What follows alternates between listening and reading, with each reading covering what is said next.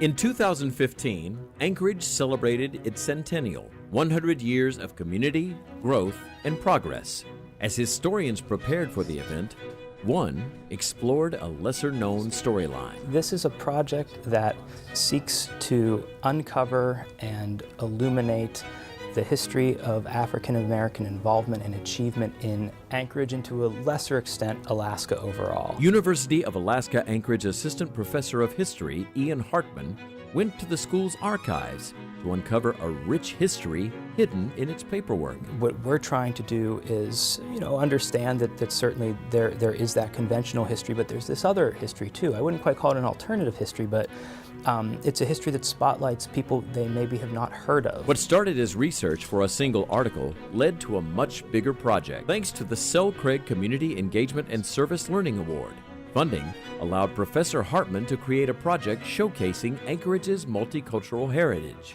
The research will be given to the city and incorporated into school curriculum. There are schools in the ASD that are among the most diverse in the country, and I think we're doing a disservice to them if we teach them a type of history in which maybe their voices are not included. And this is very much so an attempt to maybe bring our history up to 2017. The funding also opened doors for a team of research students. I've started as peer researcher, delving into the records, providing them leads, sources, just any sort of information I could find from anywhere that I could on the project. And as the project grew, as we kept finding sources, I've been granted more opportunities, been promoted to co-author as we've expanded this project. Students dug through the archives and helped conduct oral interviews. It's been interesting. I grew up here, but my family's not from here. So a lot of this stuff, my parents don't even know. It's kind of my own little thing. I keep talking with my mom about it, and she's very interested every time I find something new. So it's been fun.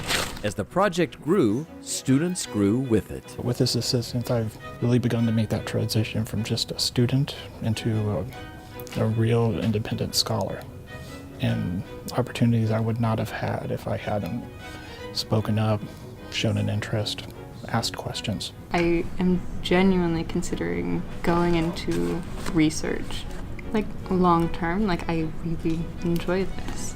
And I don't think that's something that would have occurred to me if I hadn't done this. As they searched for historic figures, they became inspired along the way. Eleanor Williams was the first air traffic control tower operator in the United States, the first African American female air traffic control operator.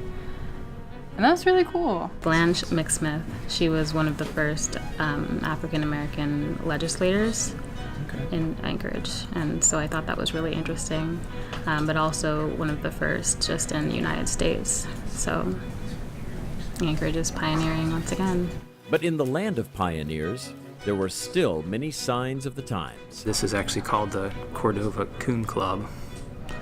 And you can see the folks here, again, dressed in blackface. And this is in Alaska. This is the kind of stuff that we oftentimes associate with the antebellum South, and that's a pretty powerful image, I think, for people to understand what was happening up here in the teens and 20s. And again, it's not certainly specific to Anchorage or Alaska. In fact, this represents, I think, the time in the United States in which race relations were really at one of their low points. I didn't know the areas that explicitly said Black people can't live here, and one of them was Spenard, and that was a nice, interesting surprise, because I kind of think now we think of Spenard as this super inclusive, hip place, but actually, nope. Through the Selkregg Award, students discovered the importance of looking back to move forward. I personally would like to improve the world by through applying what we can learn from history. Not only were their lives changed forever, these students are now part of a project